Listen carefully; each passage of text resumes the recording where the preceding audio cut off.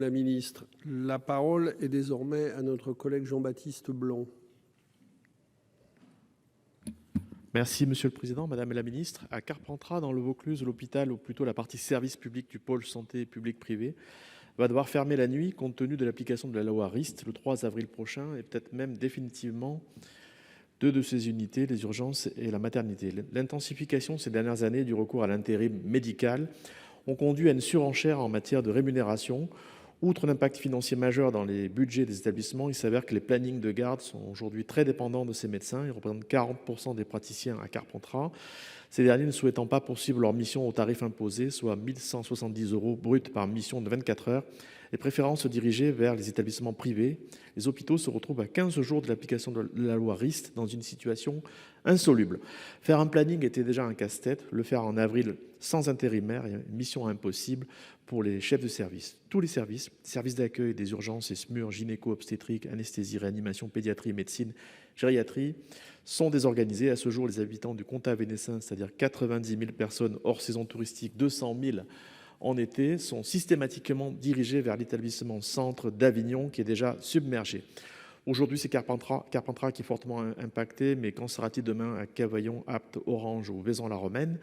L'ARS se dit pleinement mobilisée pour éviter ce scénario catastrophe, mais quels sont réellement ses moyens pour agir demain? L'heure n'est plus aux discussions autour de la revalorisation des salaires des praticiens hospitaliers, qui aurait dû être faite il y a bien longtemps. L'heure n'est plus à discuter autour du numerus clausus. Il faut trouver des médecins, et ce avant le 3 avril. Aujourd'hui, c'est toute l'offre de soins dans le Vaucluse où ces hôpitaux de proximité jouent un rôle primordial qui est désorganisé par la mise en œuvre de la loi RIST. La proximité constitue pourtant un enjeu majeur d'efficacité de la médecine d'urgence avec la connaissance du terrain et des acteurs concernés, gage de chance pour les patients. Madame la Ministre, les praticiens hospitaliers, les infirmiers, les pompiers, les médecins, les carpentraciens, tout simplement, et bien au-delà, les Vauclusiens attendent des garanties de l'État. Le 3 avril au soir, chaque Vauclusien aura-t-il encore accès à un service d'urgence en moins de 30 minutes? Je vous remercie.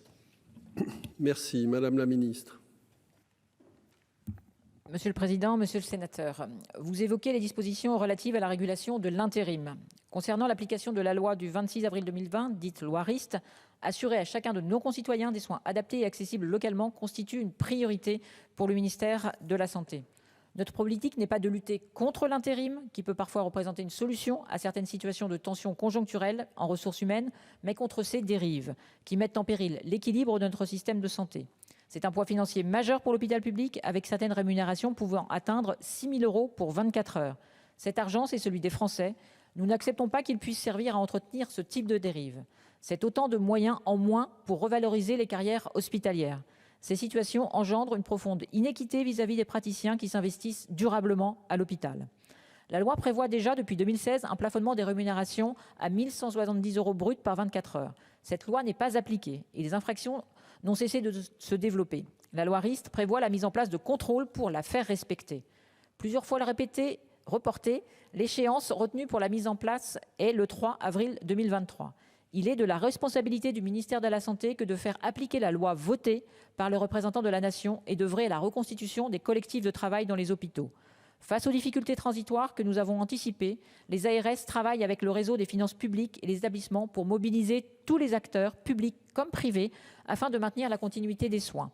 Des solutions alternatives au cas par cas sont travaillées dans chaque territoire en fonction du contexte local, dans une logique de solidarité territoriale. Les collectivités territoriales et les élus locaux sont des maillons essentiels de la réussite des politiques de santé. Une organisation dédiée a ainsi été mise en place au sein du ministère pour identifier les situations particulièrement signalées par les élus. Nous étudierons en lien avec les ARS et leurs délégations territoriales toutes les situations de blocage qui nécessitent une attention ou une intervention particulière. Pour Carpentras, depuis plusieurs années, le CH fait appel à des vacations médicales pour compléter les tableaux de garde et assurer la continuité des activités d'urgence, de maternité, mais également de médecine. La mise en œuvre de la loi RIS constitue un changement important qui nécessite de revoir les rémunérations des médecins vacataires. Le CH met régulièrement en œuvre des plans de continuité des activités lors de certaines périodes de tension, notamment durant les congés d'été de fin d'année. Des leviers RH vont être mobilisés par autorisation du DGRS. Augmentation de la prime de solidarité territoriale, recours à l'emploi contractuel au titre de difficultés particulières de recrutement ou d'exercice pour une activité nécessaire à l'offre pour les territoires. Et enfin, des adaptations organisationnelles seront nécessaires. Merci Madame la Ministre, même si je vous rappelle que le principe c'est 2 minutes pour la réponse. Bon. Donc faites attention parce qu'on a encore beaucoup de questions dans la matinée. Merci.